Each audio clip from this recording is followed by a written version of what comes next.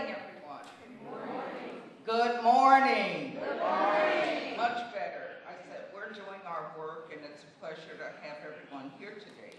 And for me, it's a great honor to be able to introduce our guest speaker and have a chance to talk with all of us that are doing the work in the community. Our speaker today, Mr. Carl Rush, has worked full-time for and with community health workers for nearly 20 years. He has supported studies on CHW employment policies for the states of Arizona, Texas, Indiana. He trained us in Indiana, and for the public health Seattle King County. He is about to begin a national policy study for CDC, that's Center for Disease Control, on CHW certification. He has also advised CHW policy initiatives in more than 20 individual states and groups of state officials for the National Academy for State Health Policy, the National Conference of State Legislators, the Association of State and Territorial Health Officials, and for the National Governors Association. Carl is also a fascinating person, and we're all here today to hear what he has to share to help us move forward with our CHW initiative. At this time, I would like to welcome Carl Rush, and let's give him a hearty welcome.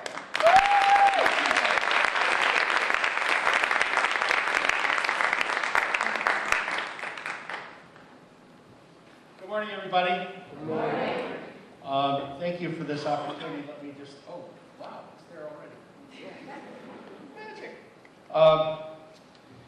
Thank you very much for this invitation, and to Dr. Wadi and the staff here at South Suburban College. And it's great to see a bunch of old friends and have an opportunity to share a little bit about what's going on in some other places around the country. And so what I would like to do, without further ado, launch into what I'd like to go through. I've got about 45 minutes, and I'm going to need to zoom through some of this, and I'm sure we'll be able to make available the PowerPoint to those of you who want to download it. But so this is addressed mainly to employers, but obviously these are things, those of you who are not employers, who are advocates and CHWs, things you may want to use in talking with employers. And many of you are engaged in that. So I always like to, with any group, kind of get on the same page, make sure we're talking about, we're all talking about the same phenomenon here. And why you as an employer should be focused on community health workers right now. And it answers some of the questions that we hear all the time from employers around the country. And then lastly, if you're interested in this as an employer, what do you need to do to make sure that you get what you're anticipating, what you're investing in community health workers to get? Because not just anybody can hire and supervise and manage community health workers. You need to know what you're doing. And you certainly need to, I guess if you remember nothing else, you need to hire the right people to be community health workers. It can't be just sort of any well-intended person, no matter how well trained. We'll get into some of that. But and lastly, you don't want to do things that undermine the nature of the practice as a community health worker, because you'll be killed with the golden egg. Okay? So in order to launch into this, I thought I would give a little perspective from a primary care physician who has a very some very eloquent things to say about this phenomenon. So can you start it from there, or okay?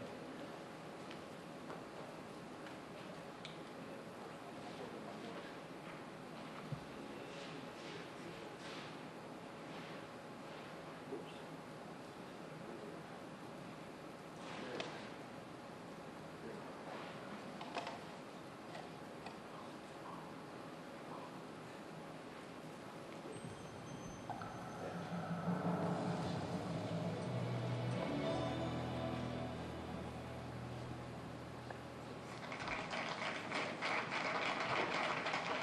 For over a decade as a doctor, I've cared for homeless veterans, for working class families. I've cared for people who live and work in conditions that can be hard, if not harsh.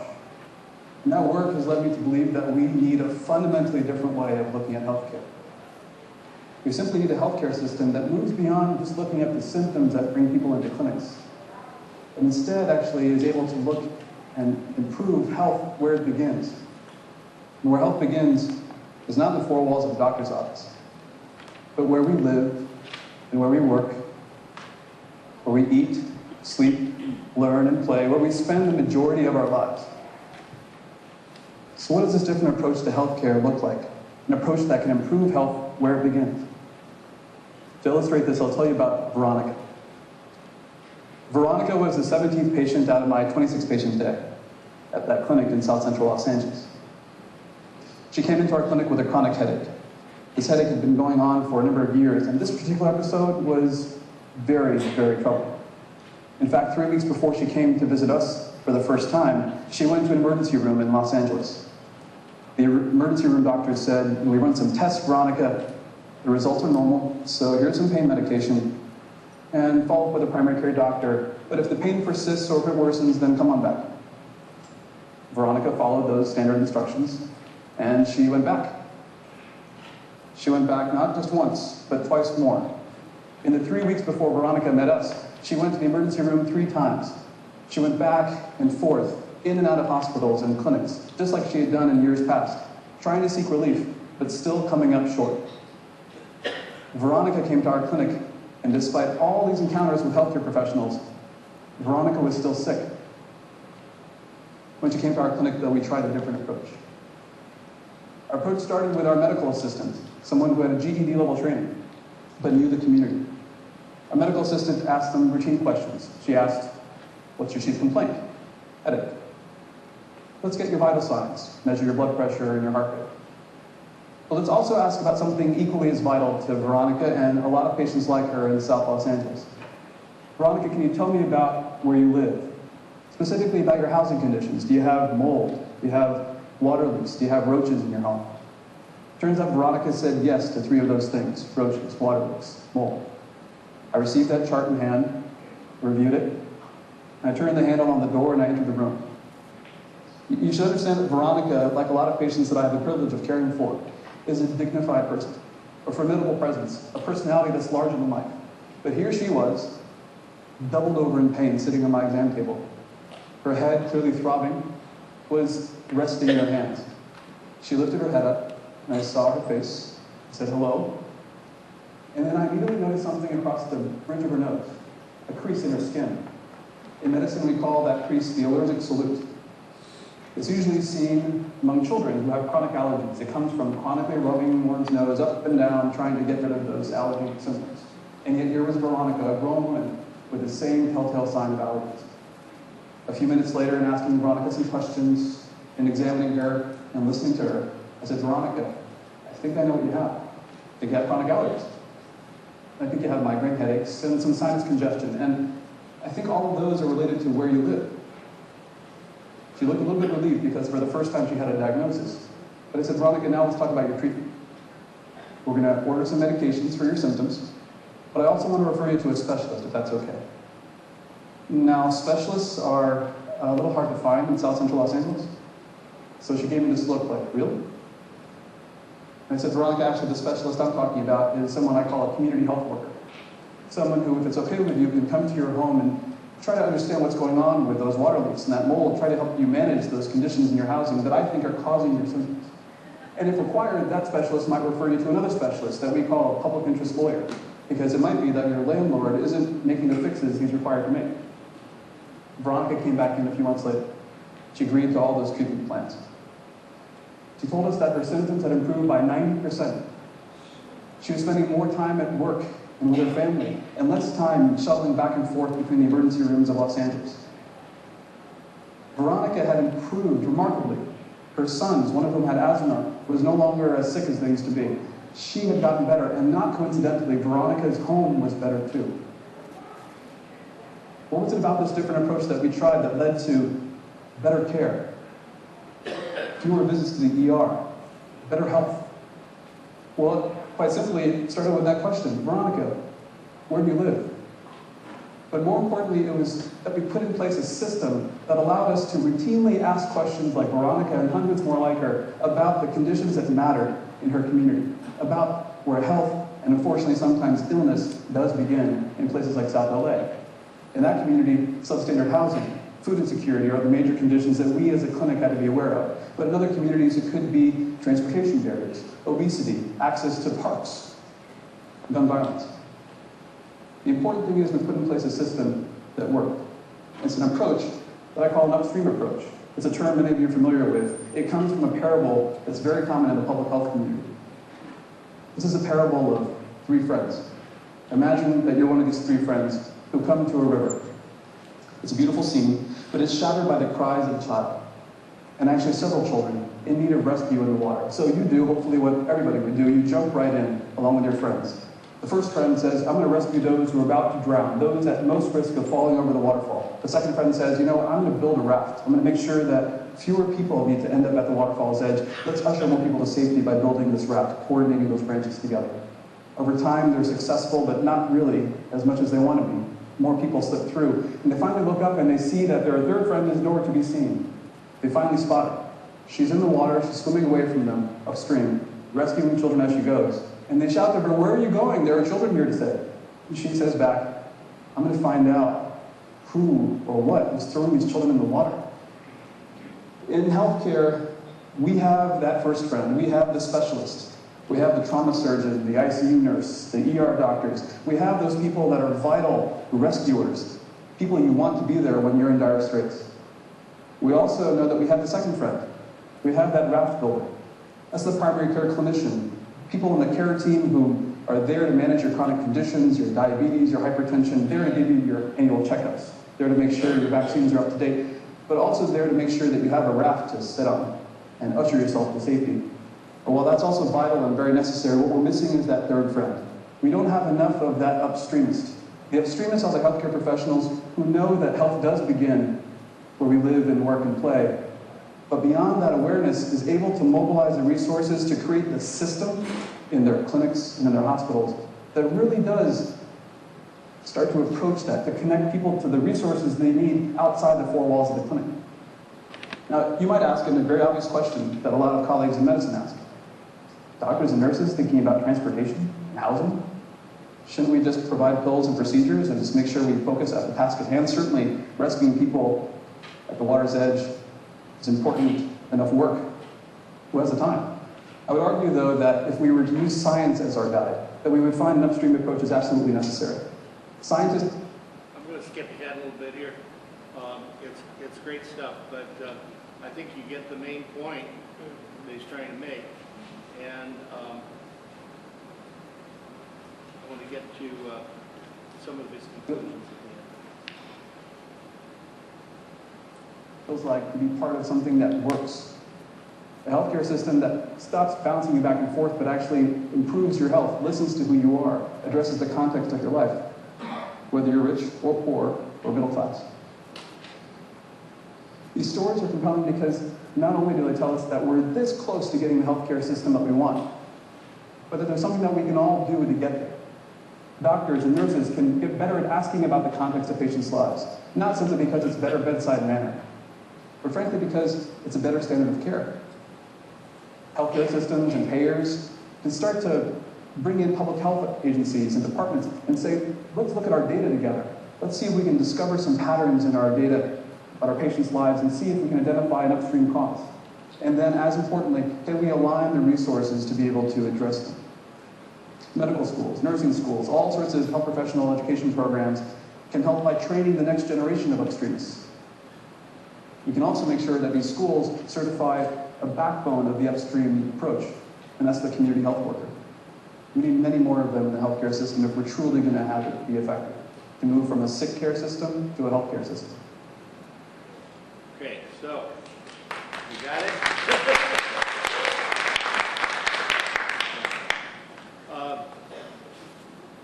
Dr. Manchanda spoke a couple of years ago at a conference Of community health workers in Baltimore, and he had some personal health issues, wasn't able to make the trip, so we arranged for him to speak via Skype. And his line about the specialist called the community health worker got a standing O.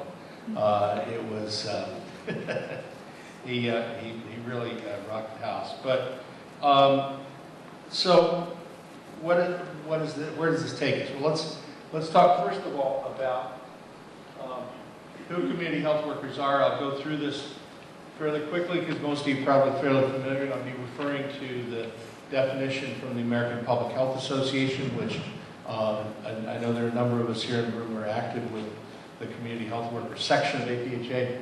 But the essential elements of the definition have to do with the CHW first being a trusted member of the community. That is absolutely essential. And there are ways that they can gain that trust if they weren't born there, but that trust is essential. The role of the community health worker is often described as a link or a bridge or a cultural mediator between the system and the community. And the basic function is to facilitate access, but also to improve the system. This is not a one-way street. In other words, the job of the community health worker is not just to reach out, but to reach in on behalf of the community to improve the system.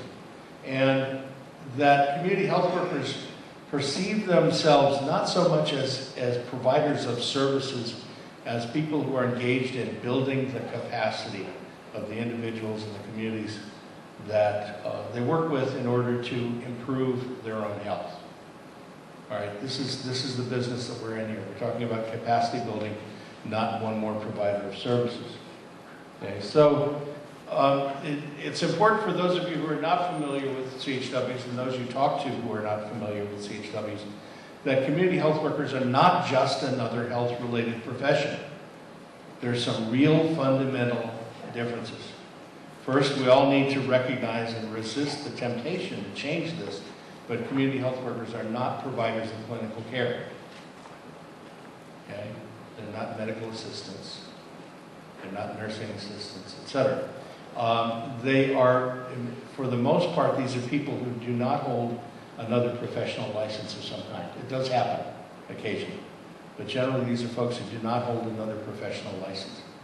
And thirdly, that community health workers rely for their success on their shared life experience with the community that they serve.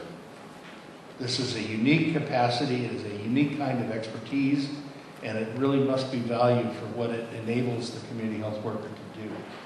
And so these are findings from the CHW Core Consensus Project that was just published at the beginning of this month.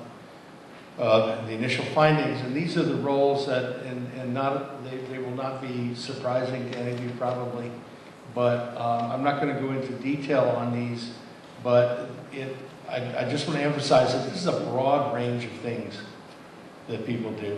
And when you think about folks being out in the community to accomplish a specific task, they're going to have to do a lot of other things with the people that they encounter, other than just that one task that they were set out to do. If you're out to encourage women to get early prenatal care, and you find someone during a home visit who's about to get evicted, you can't ignore that situation. You've got to deal with it. Okay? So it's a very diverse set of roles. So as an employer, why you or an employer you're talking to should be interested. First of all, there's a huge growth in interest in community health workers under the Medicaid program at the federal and the state level. Lots of experimentation going on. And I wish we had time to get into the details of some of the ways, very creative ways that community health workers are helping to improve Medicaid. But suffice it to say that it's a biggie. The demands of healthcare reform, I'm going to get into this in a minute in a little more detail, but what the system is being asked to do, the way the system is being asked to change, if community health workers didn't exist, someone would have to invent them. There are things that we need in order to make the healthcare system of the future work that you can't get any other way. Okay. And then thirdly, there are some things, we sometimes get into a tussle, or we get bogged down in talking to people about what the things that community health workers do that other people in the healthcare system can do. All right? I think that's a kind of a dead end. You can kind of get stuck on that. And so I'm going to focus a little bit on the unique capabilities that CHWs bring to the table. Because, I mean, sure, there are others in the system who do health education, for example. All right, let's not get bogged down in that. All right, I want to come back to that in a second. So, regarding Medicaid, we have a lot of choices here, and this is really the front lines in terms of figuring out how to finance sustainable positions, sustainable employment for community health workers. So that's where a lot of the decisions need to be made.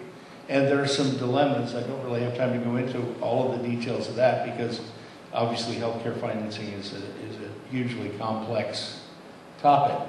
But there's some important decisions to be made. And why this is important is that we have to remember the roots of the community health worker movement did not arise in the healthcare system. It was about anti-poverty, social justice, economic opportunity. This is where it came from. Okay? This is where the unique contribution of community health workers is most profoundly felt. And there are folks who are talking about, for example, commercial insurers. Gee, couldn't we have community health workers work with our members who are part of employer plans, things like that. Once you get outside of working with low-income communities, communities of color, that's kind of uncharted territory. It may work. We just don't know yet. We do know that it works as a model in low-income communities. This is important because as taxpayers, we all have a stake in getting the most value, getting the most health improvement out of the Medicaid dollars, the federal and state Medicaid dollars that we're investing. Okay? We want it to work. We want it to produce good results. We want people to get good care. And we all understand that low-income patients in the healthcare system have multiple needs that the other folks in the system are not prepared to address. But we also know that folks have issues of access to care. And this is the source of much of the health inequity that we see in the country still. So, the second point about healthcare reform, what it's asking for is we're creating things like medical homes. And we have all kinds of cute graphics that show us, isn't the medical home wonderful? And we now have accountable care organizations, which are essentially larger networks where people share financial risk as well as having to provide a whole range of care to individuals. That these are complicated, and it puts a lot of pressure on the folks who are part of these structures to get results. And get results. We've all heard the mantra about the triple aim, right? Which is better health, improved patient experience, including the quality of care, and controlling cost. How are we going to do that? So these structures are part of the way that we're trying to achieve that triple aim. But if we're going to do that, these systems need to have, they're going to be accountable for the health status of the population. They're going to need some of the tools of public health. As Dr. Manchanda mentioned, we're going to need some of the tools of public health integrated into healthcare to make this happen. Okay? And so I come back to what it's saying. Instead of emphasizing what community health workers do, which can get you into differences of opinion, shall we say, with other professions, to focus on capabilities. And there are 4 things that I want to talk about. First 3 are very closely interrelated. First is relationship. Most of us have a relationship with healthcare that's like a vending machine. We walk up, we put in our card, we get a service, and we walk away. That's not much of a relationship. The new system requires that relationships actually be created, that people relate to one another in some ongoing way. It is going to require trust. And I think there are a lot of talented and good-hearted and well-intended clinicians out there who are really doing their best to try to establish trust with their patients. But there are 2 inescapable things about the populations that we're talking about. One is that there is a difference in perceived power between that physician, let's say, and a patient, a low-income patient, that no amount of goodwill on the part of that physician can get rid of that imbalance of power. Okay? The second is that there is a historic mistrust of institutions, including healthcare, especially hospitals, in many of these communities, and the best efforts of the clinical personnel in those institutions is not going to erase that mistrust. Okay, so you need an agent who enjoys the trust of the community to begin to bridge that gap. The third, which is related, is communication. The folks are trying very hard to communicate better with patients. I understand that. But it's not always complete communication, it's not always continuous. Some folks only have contact with their physician when something's wrong, and they call for an appointment or they get authorization to go to the emergency room or something like that. And if you're going to have a medical home or an accountable care organization, you need better communication. It needs to be regular, it needs to be ongoing. You need to bring people in for regular preventive care visits and things like that. All right? And the example I use, those of you who work with the Medicaid system in healthcare are used to seeing things, a notation, for example, in a medical chart that says lost to follow-up. Yeah, sound familiar? A little recognition there. Well, guess what? If you're a medical home or an accountable care organization, that is not acceptable. You can't lose people. Okay? And so if you're responsible for that, who's going to make sure that you don't lose people? Is it your physician? Is it your nurse? I don't think so. Okay? So wrong button, that's why it's doing that. The last, thank goodness that the system is beginning to discover the importance of social behavioral determinants. And this is related again to the video, Dr. Manchanda, that we know now that health care, clinical care we get, can only account for maybe 10 or 20% of our health status. The rest of it is stuff that the doc can't do anything about. Okay? And who's going to deal with that? So, I'm sorry. Not quite done with that point. So, there are three things that community health workers are uniquely equipped to do. One is, if they are part of a patient care team, the community health worker is the expert on social determinants on that team. They know about the complete picture of the life of that patient better than anybody else on the team. And they can help the physician, the nurse, the social worker, the diabetes educator. They can help them understand the life of that patient so they can do a better job of diagnosing and treating that patient. All right. The second thing they can do is, as in the example that Dr. Manchanda mentioned, the community health worker can be the interventionist that deals with those non-medical issues with the individual or family. The third thing the community health worker can do is that a lot of these issues are not individual issues. He mentioned food insecurity. He mentioned safety issues. In my hometown of San Antonio, we hear a lot from folks that say their doctors telling them, get out and be more physically active. Why don't you walk for exercise? And what they don't hear back often is, my neighborhood doesn't have any sidewalks. We don't have enough street lights, and we got a whole bunch of stray dogs. It's just not safe to go out and walk for exercise, particularly at night. Well, the individual is not going to deal with that. The community is going to do that. And the community health worker with the proper skills is the person who can mobilize that neighborhood to go to City Hall and say, hey, we need sidewalks out here. Okay? That's part of addressing the social determinants. Okay, so when you're talking to employers, or if you as an employer are an employer, I'm talking to you directly. First question comes up, how do we know community health workers are effective? Okay, that train's left the station, folks. We have to stop, we have to stop going going to folks with our hat in our hand. We got the proof. We just need to show you how community health workers can help you do what you need to do. There's ample studies now about impact on clinical indicators and clinical outcomes and financial return on investment and so on. It's all out there. Okay? So enough already. Do you ask where the nurses are cost effective? Please. So we're beyond that. But the evidence is there if somebody still doesn't know enough about community health workers to respond intelligently.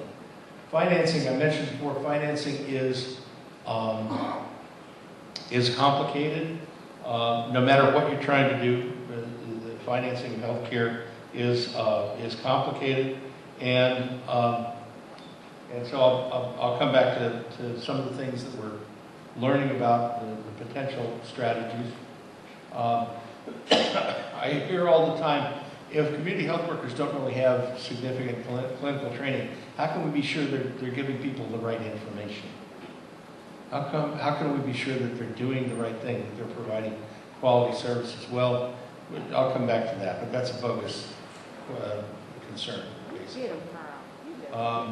And so evidence. I'm going to run real quick through some of the areas where we have really strong evidence out there now, and if you really need to beat somebody over the head with it, we can give you all kinds of lists of studies and so forth that you can cite. But birth outcomes is some of the clearest evidence of impact in terms of reducing low birth weight, premature deliveries, and NICU episodes and things like that. Diabetes, wow, the jury's in, okay? The judge has left the building, all right? Asthma, another one, big time. And a lot of good cost effectiveness stuff on asthma as well. Cancer screening, nobody else can get people to accept cancer screening like community health workers. Let's face fact. Immunization rates, this is another classic. The evidence was clear on that years ago. And more recently, hospital readmissions. That's kind of a flavor of the month kind of thing. And now we have good evidence that community health workers can have a serious impact on care transitions, okay, and reducing readmissions. And that sometimes will get people's attention. The other one that isn't really up here, but it is related to that, is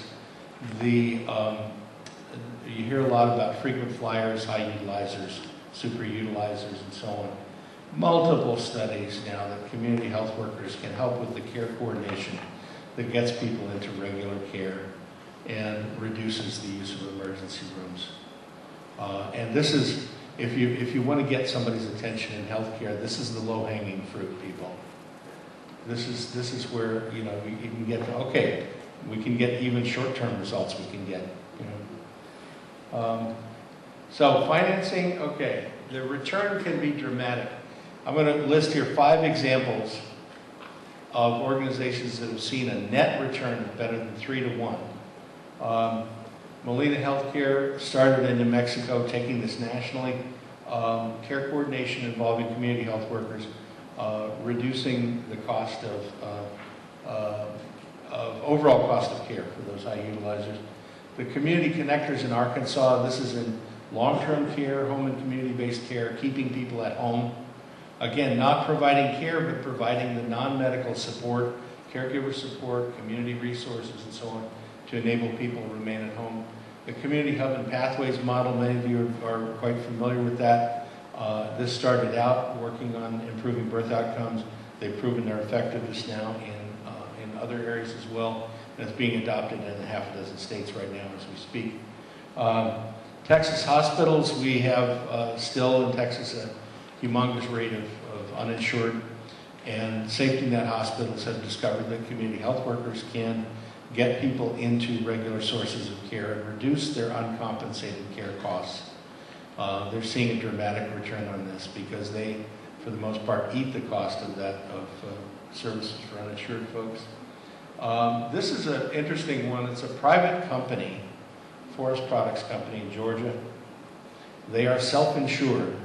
Many of you know what that means, but basically they don't have a health insurance plan. They pay the cost directly themselves. But they discovered that having a community health worker working with their employees, again, it's a forest products company, so it's a heavily male-dominated field. So they have a community health worker who comes to work in work boots and a t-shirt like everybody else, and has produced, again, dramatic savings in terms of overall cost of care for the high utilizers. Financing, some of the things that we're seeing that are working well, and this is something you often will need to work with folks at the state level to achieve, but it turns out that most states are using managed care organizations in Medicaid right now, and those health plans have a lot of flexibility to do stuff. And we've discovered that there are plenty of them that are paying for or hiring CHWs and just not telling anybody. Right? Better to ask forgiveness than permission, right? Okay. So they're getting away with it because it helps them, and it's providing better care, and it's controlling costs. Most states are moving to some kind of value-based payment. I won't get into the details of that. But rather than paying for each service that a provider provides, they are paying for results. All right? And we won't get into there's a lot of different ways that can happen. But what that means is the provider has a lot of flexibility in terms of how they produce those results. And if a community health worker working with their patient to help them develop methods to manage their diabetes, let's say, they can get better results, and they don't need as much in the way of hospitalization and medications and physician visits and so on. Self-financing, the hospitals that I mentioned just a minute ago, there's plenty of opportunity for providers to just look at the revenue they get now and peel off a little bit of that to hire some CHWs. All right? Sometimes I get a little frustrated, and I hear these folks saying, we'd like to hire some CHWs if people would somebody would pay us to hire them. And I want to say, stop whining, okay? Just suck it up, put your big boy pants on, and go hire some CHWs. Okay? Yeah. And so, just as one quick example, in my hometown, San Antonio, we have a hospital. It's one of 4 hospitals that participated in a demonstration project funded by the state with CHWs working in children's emergency departments. And it was a short demonstration, but 3 out of the 4 hospitals in Texas who were involved in it kept those CHWs on the payroll after the grant ended. All right? Something's going on there, folks. And in the case of the 4th hospital, there was extenuating circumstances. Somebody hired them away. So that was a good news. But in the case of Santa Rosa Hospital in San Antonio, not long after this happened, the hospital went through across-the-board staff reduction. The manager of the program said, okay, I guess I'm going to have to put one of these positions on the block. The CEO came down and said, you will not let any of these CHWs go. That is evidence to me. Okay, so a lot of interest in integrating CHWs into team-based care. Heard anecdotes about places where patient care teams are facilitated, their meetings are facilitated by the CHW on the team because they know more about the life of the patient than anybody else on the team. Why shouldn't they facilitate the meetings?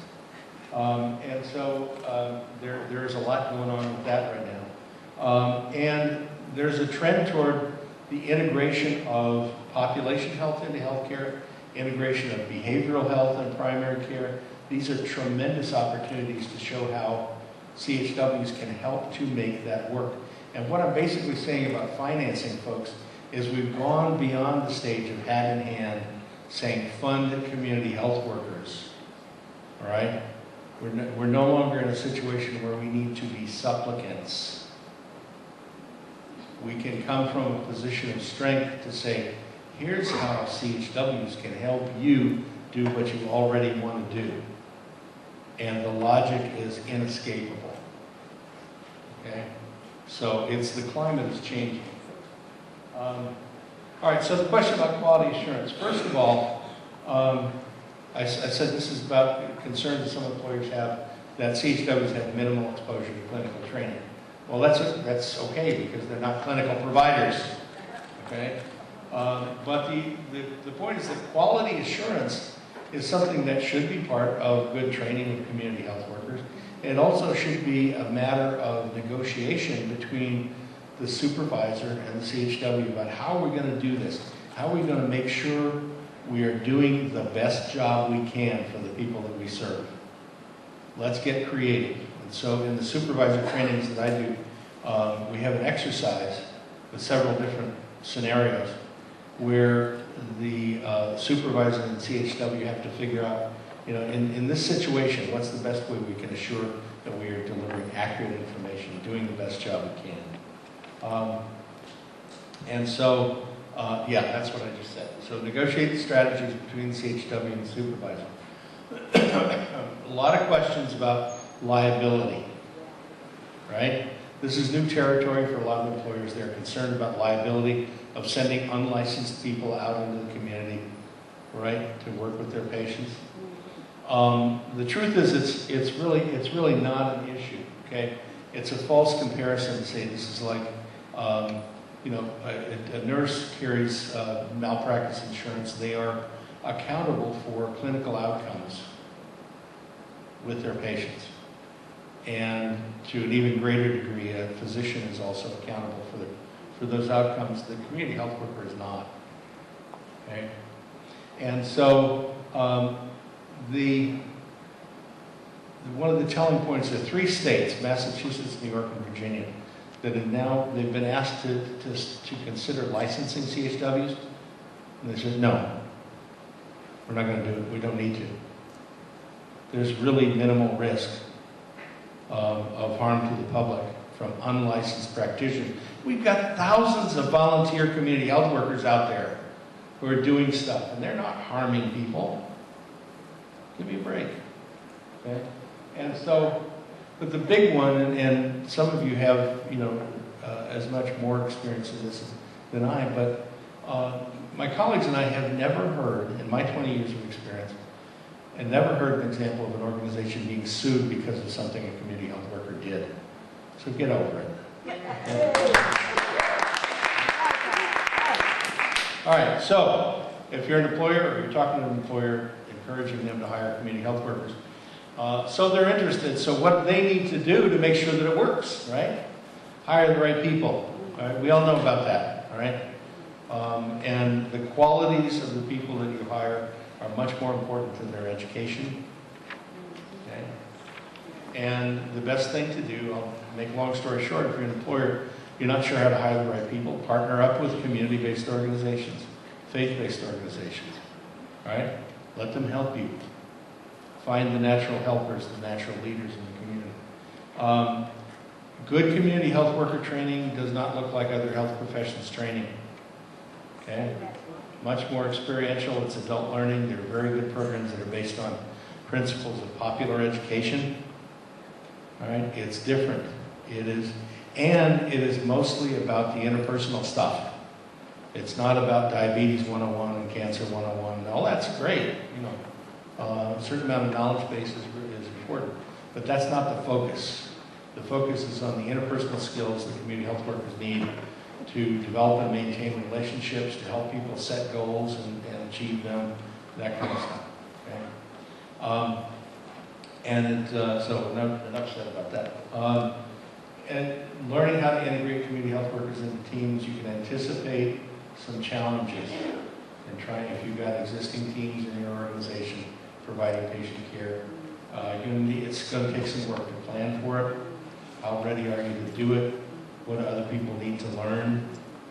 Right? What are the community health workers going to need to learn in order to be part of the team with these folks who have this strange medical culture? Okay? And then working with community partners. And this is happening more and more. Some of you are aware that Accountable Communities for Health, the funding announcement came out of CMS last week, I think was the deadline. But this is like an accountable care organization that includes all kinds of community partners, right? Faith-based communities, CBOs, businesses, schools, local governments, so They're all accepting accountability for improving the health of the community. But if you're a healthcare provider and you have not been working extensively with community partners, there's a lot of benefit to doing that. And one of the things you can do is to contract with a community-based organization to be the actual employer of the CHWs. Okay, so hiring the right people, I like to use 3 C's. The community health worker needs to have 3 things related to the community. They've got to be connected to the community, they've got to have credibility with the community, and they have to have commitment to the community. If you don't have those 3 things, you don't have a CHW. You may have a well-intended and skilled individual, but you don't have a CHW. Okay? You're going to need to accept unconventional qualifications, right? And sometimes in large organizations, human resources can be a little resistant to that. You're going to have to fight for that. And, whoops, what did I do here? Oh, that's what I did. Okay, and don't use bureaucratic-looking job postings. It needs to be welcoming and encouraging to people so that they can envision being in that job. And then, again, working with community partners to find the folks who are the best candidates. Qualities of training, I mentioned some of that. See, I got ahead of myself. Hello, there we go. Oh, and please don't over-medicalize the training. Community health workers are not going to be clinical providers. They may need to be familiar with their, knowing their way around the healthcare organization. And don't skip. Don't try to get by on the cheap. Woo! Say All that right? again, Carl. Most of the states that are adopting standards, the minimum instruction hours are anywhere from 80 to 200 hours. Don't try to get away with 8 hours of training. It's sometimes I hear this, thank you, sometimes I hear from employers what one of my favorite Texas politicians who ran for governor, a guy named Kinky Friedman, his campaign slogan was, "How hard can it be?" Okay. He was running against Rick Perry. So core skills, I won't go into that, but this is another output from the C3 project I mentioned before. These will be familiar, and we don't really have time to discuss them, but integrating the CHWs into teams. Please let your supervisors get some training on how to work with community health workers. Not just anybody can supervise a CHW.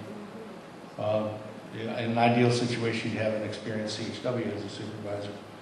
But they need special skills because of the unique style and role of the CHW. And because of the characteristics of people who become CHWs, right, that they're perhaps more subject to burnout and things like that, that the supervisor needs to deal with. And be aware that you're, in many cases, trying to insert somebody into an existing organizational culture that may be resistant. Okay? So I won't go into the responsibilities, but they are, it's very important to deal with this. If you have somebody who is not expecting to or doesn't really know what they're doing, has never worked with CHWs, you can have a real train wreck. Process of integration, assess the organization, plan for it, educate the other team members, and it's going to take some internal advocacy within the organization. Familiarizing the CHW. CHWs are great storytellers. That doesn't necessarily work very well in a case conference where you've got 15 seconds to say what's most important about this patient and shut up,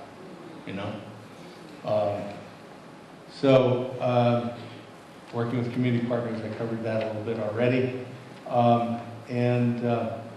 Interesting opportunity with hospitals and community benefits, if any of you are familiar with that and working in that area. And increasingly interested in roles for community health workers in research, particularly community-based participatory research. So I don't know if we have any time for we have a second for questions at all. But at any rate, I want to thank you very much for the opportunity to run through these things with you. Anybody have a question or comment that I can address? I'm certainly happy to leave this with or send it to folks to distribute. Yeah, or put it online. I apologize, I would have sent it earlier, but I had like 5 presentations last week and I just was able to finish it at the last minute. So, yes, sir. Hello, Carl. My name is Linnell James. I'm with the Great Lakes Regional Health Equity Council. Right? I wanted to make an offer and a question. Sure. The offer is I'm working with Dr. Danny Ritchie at Brown University. Yes, no, Danny. Preparation for the APHA conference on employer outreach. Uh-huh. My day job is I work for the Cross Michigan Association, so I'm very good payer perspective for research. Right. Hope to work with you on some of your research. So the question is tied to hub pathways and technology. Harvard University got $15 million to pursue advanced technology related to provider outreach and consumer outreach. Where do you think CHW should be in using advanced technologies? Wow. Okay. Very quickly. Great question about community health workers using advanced technology. A couple of things. There is kind of a frontier now in terms of community health workers being part of electronic health records. And increasingly there's an argument that what community health workers do should be certainly recorded in electronic health records. How we do that is another matter, but there's some great stuff going on with handheld technology and community health workers being able to enter information on their encounters with folks in the community in ways that are user-friendly and I think it's really important to document these. But the other aspect of technology that is also very helpful is the way technology can help to connect community health workers and enable the sharing of resources. And there's a project going on out of Johns Hopkins where they're looking at what they're calling a CHW knowledge exchange. And they're working on interactive databases for CHWs using tablet technology in like 20 sites around the country. But it's specifically to provide additional tools that CHWs can customize to their needs in the field. And so that's a big area. I also want to acknowledge that the Regional Health Equity Councils in a number of places have been very supportive and leading the charge related to community health workers, particularly Region 1 in New England, and we certainly do appreciate that. Right? I have a quick question. Okay. I know you've heard me. I am your #1 fan. But I wanted to know if you could just define the community. So you mentioned 3 C's that a community health worker can have, right? And connected to the community. I wanted you to just elaborate on the definition of the community, because I define it differently. Because we have employers in the audience, and we have community health workers in the audience that are new to the field. Right. Sure. Great question. Well, community can mean a number of different things. Some of us automatically think of a geographic community, right? It isn't necessarily that. It may be for the purposes of the CHW or for the organization they work with. It may be more cultural than geographic. And when I say cultural, I'm talking about the multiple dimensions. That it's not just culture of origin. We have a lot of regions in Texas that are very culturally distinct, but again, it's not about ethnicity. It's really about a way of living. There are also communities based on experience with certain things, experience with trauma or family violence or a particular disease situation or behavioral health, things like that. So it could be defined in multiple ways, but I think it's real important for the organization, for the CHWs in that organization to have clear agreement, what is our community. But the 3 C's apply to that community, so it's not always geographic. Thank you. Good morning, Carl. Thank you for being with us. And if Leticia is your first fan, then I'll be your second. I'll stay right behind you. But my question is, you mentioned the utilization of community health workers in the integration of behavioral health into primary care. Currently, in the state of Indiana, there is a training for certified recovery support specialists and community health workers so that they can be dually trained. In terms of what I'm familiar with, that's the only state that currently has that sort of a dual training. And I was just wondering, what did you see in terms of the advances of CHWs working specifically in behavioral health integration? I know Ashley Winterstrom has written quite a bit about her work in New Orleans with that, but just wondering what you saw in the forefront for behavioral health and CHWs. Yeah, there's a great opportunity for this. I think it's a natural fit for community health workers for the most part, for several reasons. One, in terms of being able to reach people whose issues may be somewhat hidden out in the community. They don't show up in the system, so to speak. Also, in having the skills and the knowledge of community culture to help people overcome stigma and be willing to come forward with their condition. There's a lot of that. There has been a lot of success with community health workers receiving training like for mental health first aid and the SBIRT protocol, which is screening, brief intervention, and referral to treatment. Been very successful. And you mentioned Elaine, Ashley Winterstone. They actually have a curriculum for CHWs that includes all of those things and motivational interviewing, et cetera. Specifically for CHWs to be equipped for that. So I think it's a huge opportunity. There's a lot of interest in state and federal policymakers in that. So thank you. Yes, sir. Salim Al-Nurdan, I'm with the Healthcare Consortium of Illinois. I have to follow Leticia's position. You really are great. You've hit so much, I don't know what I'm here for after this, but it must go get better. But there was one C I wanted to emphasize, and that's courage. Sure. I think we don't want to lose the fact by trying to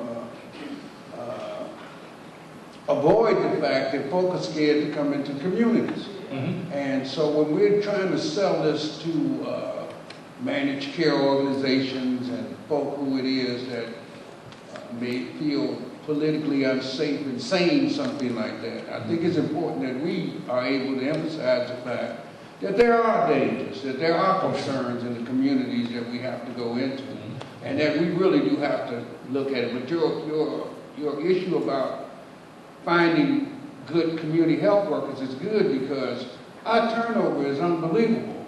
I mean, we get people and they talk a good game, but if you got them on a 30-day watch, then after 30 days you start watching yourself, wondering, you know, what's going on. So I really think it is important to deal with that whole HR technique because the present system doesn't give us what we need. Sure. Thank you very much for that. Yeah, courage is one of there are a number of other attributes.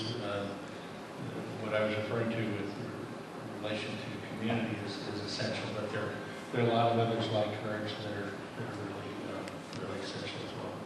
Yes, ma'am. Hey, Carl. I just want to give you the praise and the thank you for coming here. You're awesome. Thank you for sharing. And I just want to know if you have any books, CDs, blogs, texts, whatever the new century of this media is. How do we find you or follow you or something? Sure. Well, there's my contact stuff. I haven't published a whole lot. I'm not really an academic, but I have found a lot of really good stuff. I've got a whole page of links to videos that are really good. Yeah, there's lots of good stuff like that. So if you want to write to me, I can send stuff. Yes, sir. Excellent PowerPoint. Thank you. I just want to say to folks here, well, first let me introduce myself. My name is Kenneth Campbell, Dr. Campbell. I was the interim CHW director at Malcolm X. I'm an adjunct professor there now. I'm an adjunct professor at Chicago State University. And I'm also part of Cook County Health and Hospital System with the Department of Public Health. And one of the things I wanted to just say that the value of community health workers is unbelievable. these folks, I didn't say that for applause, but I'm just trying to tell you that I've had the opportunity of teaching these folks, and these people are so hungry to take care of patients. All ethnicities, and all different communities, and all different backgrounds. And I want to say to those of you who are already CHWs or thinking about getting into that field, do not let the health system, the medical system deter you from that. If not for the Affordable Care Act, we won't be where we are right now, taking care of more patients, I mean, from different backgrounds. And the problem that we're having in healthcare now is that we were not prepared for the passing of the Affordable Care Act. Yeah. And so I spent a week at Harvard last month. And I mean, every day was almost a book, a volume of information like this. And one thing that I think people have failed to comprehend is that the missing piece of all of that, our higher acuity patients, low acuity patients in our ER, is the community health care work. We have been missing that link for a very, very long time. And so this is the opportunity. I've been a part of several of these major conferences, and I mean, Carl is correct. Some of these myths, such as the payment structure and the value and the liability, these are all distractions. These are not legitimate reasons. So we have to really, and we are beginning now to look internally within the hospital system, the health system, because we are missing these patients. And so I think, you know, all of my training and academics and so forth, the community health worker is the most important health worker professional that I've seen in a very long time that has come along to connect our patients back to our health system. That's all I want to say. Great. Thank you very much.